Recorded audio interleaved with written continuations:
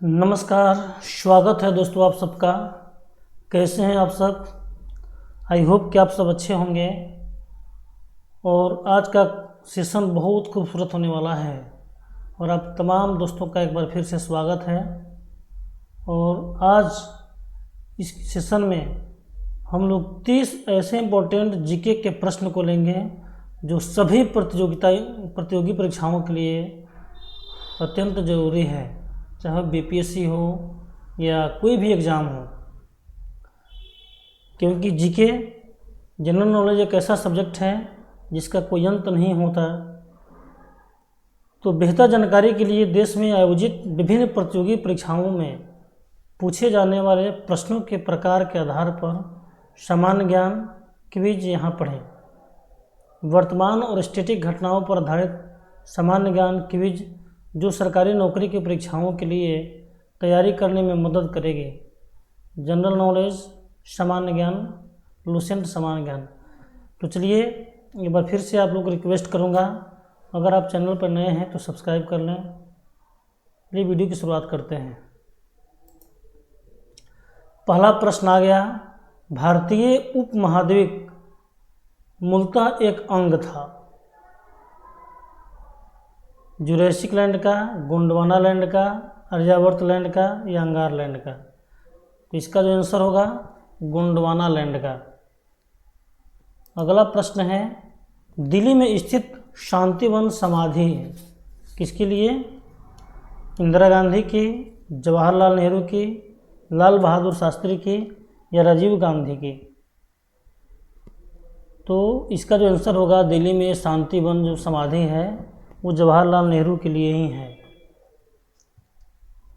Option number B.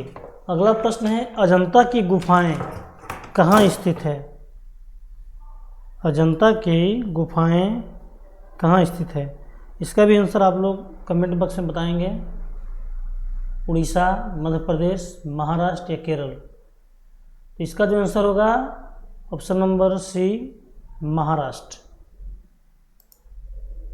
अगला प्रश्न है, सालार जंग संग्रहालय कहाँ स्थित है? सालार जंग संग्रहालय कहाँ स्थित है? तो इसका मुंबई में है, हैदराबाद में है, जयपुर या लखनऊ? तो सालार जंग जो संग्रहालय म्यूजियम है वो हैदराबाद में स्थित है। निम्नलिखित में कौन सा नृत्य स्त्री पुरुष दोनों के लिए है? गरबा नृत्य, धूमर नृत्य, गैर नृत्य, घूर्णन नृत्य? ये जो नृत्य है इसका आंसर गैर नृत्य होगा, ऑप्शन नंबर सी। अगला प्रश्न, पतंजलि का संबंध किससे है? वैशेषिक दर्शन, न्याय दर्शन, सांख्य दर्शन या योग दर्शन? जैसा कि पीपीटी में आप लोगों ने ये इस इमेज को देख रहे हैं, पतंजलि योग दर्शन, इसका जो आंसर होगा ऑप्शन नंबर डी, योग दर्शन। अगला प्रश्न होगा, ब्रह्म समाज के संस्थापक हैं राजा राम मोहन राय, स्वामी दयानंद, रामकृष्ण परमहंस, इनमें से कोई नहीं? तो स्वामी दयानंद सरस्वती हो नहीं सकता, रामकृष्ण परमहंस भी नहीं है, तो इसका जो आंसर होगा वो राजा Ram Mohan Roy, option number A. अब चलिए हम बताते हैं कुछ प्रमुख संस्थापक, इसको ट्रिक से आप लोग याद कर लेंगे। ब्रह्म समाज के संस्थापक राजा राम मोहन राय, जो भी पिछले प्रश्न में मैंने पूछा था। प्रार्थना समाज, इसके जो संस्थापक हैं एमजी रनाडे, तत्वबोधिनी देवेंद्रनाथ टैगोर, और आर्य समाज के संस्थापक स्वामी दयानंद हैं। कुछ वंश और संस्थापक भी बता देते हैं। मुगल वंश के संस्थापक बाबर था, बौद्ध धर्म के संस्थापक गौतम बुद्ध, गुप्त वंश के संस्थापक श्रीगुप्त और गुलाम वंश के संस्थापक कुतुबुद्दीन। बढ़ते हैं नेक्स्ट प्रश्न की तरफ। लोसांग एक उत्सव है जो मनाया जाता है। लोसांग एक फेस्टिवल है, यह किस प्रदेश में मनाया जाता है? सिक्किम में, अरुणाचल प्रदेश में, केरल में या नागालैंड में? देखिए यहीं लोसांग फेस्टिवल मनाया जा रहा है। इसका जो आंसर होगा ऑप्शन नंबर ए, सिक्किम में। जिसके बारे में हम लोग कुछ डिटेल से जानते हैं। लोसांग महोत्सव 2023 के प्रमुख आकर्षण। लोसांग महोत्सव का मुख्य उत्सव पुजारियों द्वारा देवताओं को ची फूट अर्पित करने के बाद शुरू होता है। ची फूट क्या होता है? एक विशेष प्रकार की शराब होती है और स्थानीय स्तर पर काफ़ी प्रसिद्ध है। यानी लोसांग महोत्सव में पुजारियों द्वारा देवताओं को एक विशेष प्रकार की शराब अर्पित किया जाता है और इस अनुष्ठान के बाद एक प्रतीकात्मक राक्षस राजा का पुतला जलाया जाता है जो प्रमुख रूप से बुराई के विनाश का प्रतिनिधित्व करता है। ब्लैक हैट डांस और चाम डांस लोसांग के फेस्टिवल के दौरान होने वाले प्रमुख आकर्षक प्रदर्शन हैं। ये मुख्य रूप से एक खुश और सकारात्मक नोट पर वर्ष का स्वागत करने के लिए किए जाते हैं। तो इस तरह से आपका कुछ ऑब्जेक्टिव भी क्लियर हो रहा है। भिक्षु पारंपरिक नृत्य और गायन कार्यक्रमों में भी भाग लेते हैं। मज़े की बात यह है कि इसमें भाग लेने वाले पुरुषों को भारी पारंपरिक पोशाक के साथ साथ बड़े बड़े मुखौटे पहनने होते हैं जिससे वे बहुत आकर्षक और मज़ेदार दिखते हैं। इनमें शिरकत कर रहे हैं सिक्किम के त्यौहार, स्थानीय लोगों से जुड़ने और उनकी संस्कृति और परंपरा के बारे में जानने का एक शानदार तरीका है। तो सिक्किम के सबसे प्रत्याशित त्योहारों में से एक लोसांग को तिब्बती चंद्र कैलेंडर के अनुसार मनाया जाता है। यह हर साल वर्ष के 10वें महीना में 18वें दिन पड़ता है। उल्टी लिखा रहा है, 18वें महीना नहीं, हर साल 10वें महीना 18वें दिन को पड़ता है और उसी का उत्सव 5 दिनों तक चलता है। कितने दिनों तक? कहीं प्रश्न आए कि लोसांग उत्सव जो सिक्किम का एक महान फेस्टिवल है, ग्रेट फेस्टिवल है, कितने दिनों तक चलता है? तो 5 डेज, 5 दिनों तक। अगला प्रश्न है, एलोरा के गुहा मंदिर संबंधित है हिंदू धर्म से, बौद्ध धर्म से, जैन धर्म से या ए और बी? तो इसका जो आंसर होगा ऑप्शन नंबर डी, ए और बी, यानी हिंदू धर्म से भी है और बौद्ध धर्म से भी है। अगला प्रश्न है, नहीं इसके बारे में थोड़ा बता देते हैं। एलोरा या एलोरा मूल नाम विरुल का पुरातात्विक स्थल है। एक पुरातात्विक स्थल है जो भारत में औरंगाबाद यानी महाराष्ट्र में से 30 किलोमीटर की दूरी पर स्थित है। इन्हें राष्ट्रकूट वंश के शासकों द्वारा बनवाया गया था। अपनी स्मारक गुफाओं के लिए प्रसिद्ध एलोवेरा यूनेस्को द्वारा घोषित एक विश्व धरोहर स्थल है। एलोरा के 34 मठ और मंदिर औरंगाबाद के निकट 2 किलोमीटर के क्षेत्र में फैले हैं। इन्हें ऊंची बेसाल्ट की खड़ी चट्टानों की दीवारों को काट कर बनाया गया है।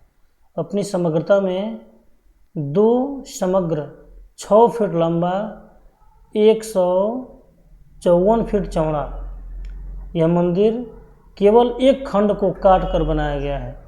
इसका निर्माण ऊपर से नीचे की ओर किया गया है। इसके निर्माण के क्रम में अनुमानतः 40,000 टन भार के पत्थरों को ताला से बचाया गया है। इसके निर्माण के लिए पहले खंड अलग किया गया और फिर इस पर्वत खंड को भीतर से काट काट कर 90 फुट ऊंचा मंदिर बनाया गया। मंदिर के बाहर चारों ओर मूर्ति अलंकरणों से भरा हुआ है। शक कैलेंडर का पहला महीना कौन सा होता है? शक कैलेंडर का जो पहला महीना है चैत्र, भाद्रपद, माघ, बैसाख, ये भोजपुरी महीना है। तो जो पहला महीना होता है वह है चैत्र। भोजपुरी में उसको लोग चैत भी बोलता है। ऑप्शन नंबर ए सही होगा। अगला है, चार मीनार कहाँ स्थित है? दिल्ली, हैदराबाद, औरंगाबाद, आगरा। तो चार मीनार जो है हैदराबाद में स्थित है। Option number B.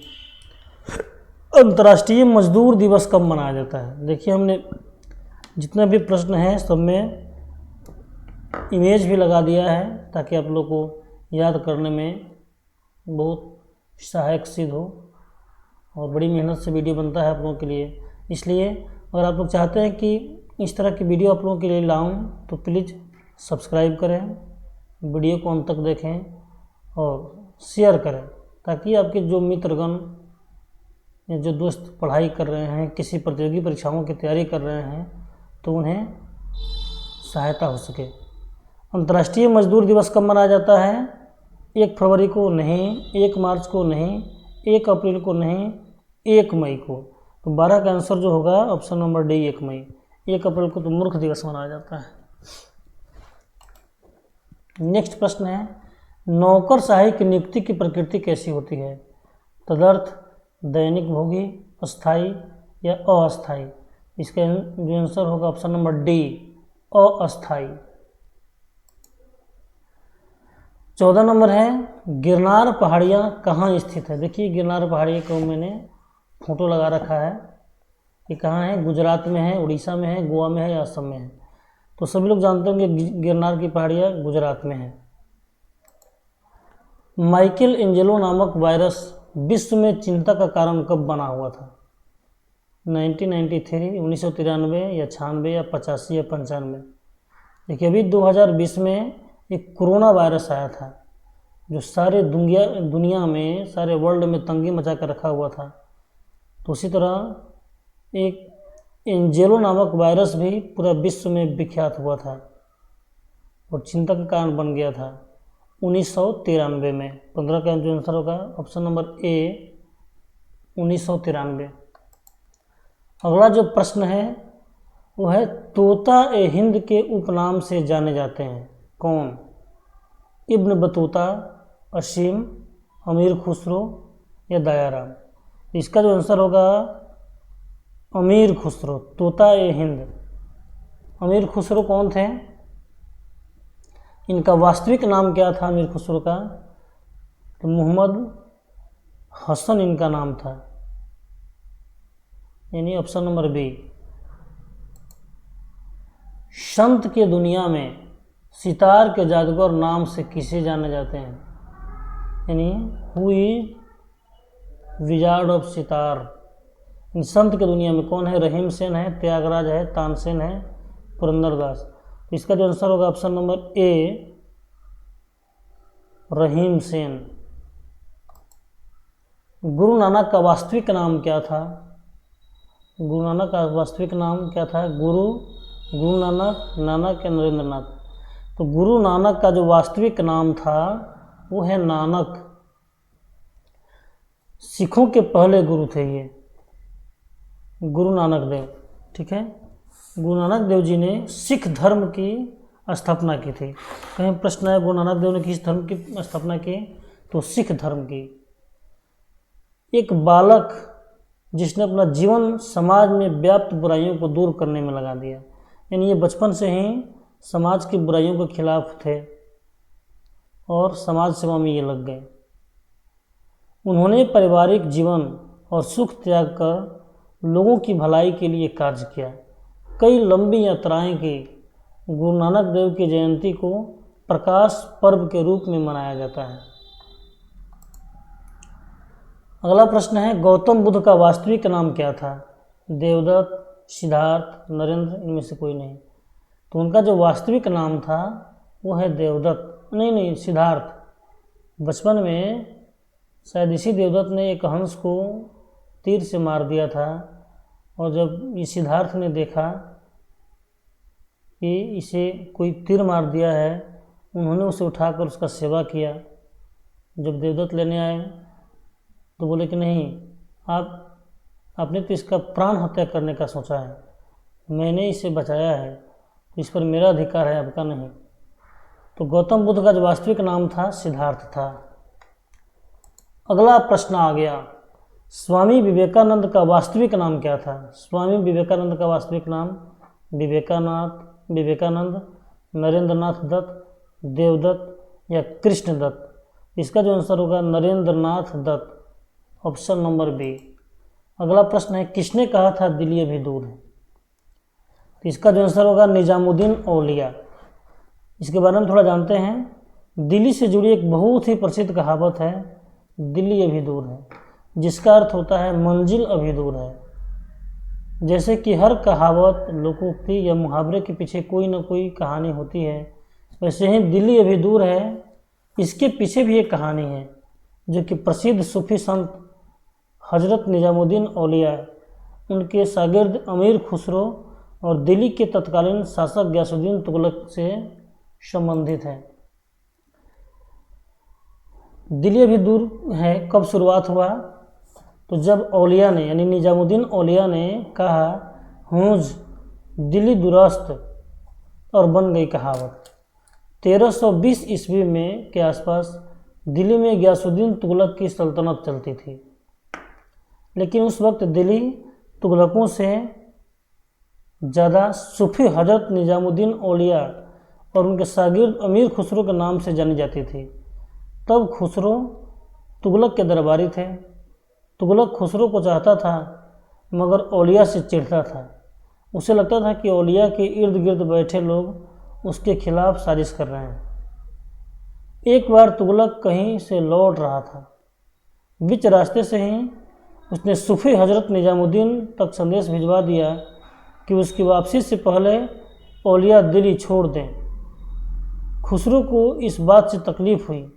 वे औलिया के पास पहुँचे। तब औलिया ने उनसे कहा कि हनूज दिल्ली परस्त यानी दिल्ली अभी दूर है। तुगलक के लिए दिल्ली दूर ही रह गई।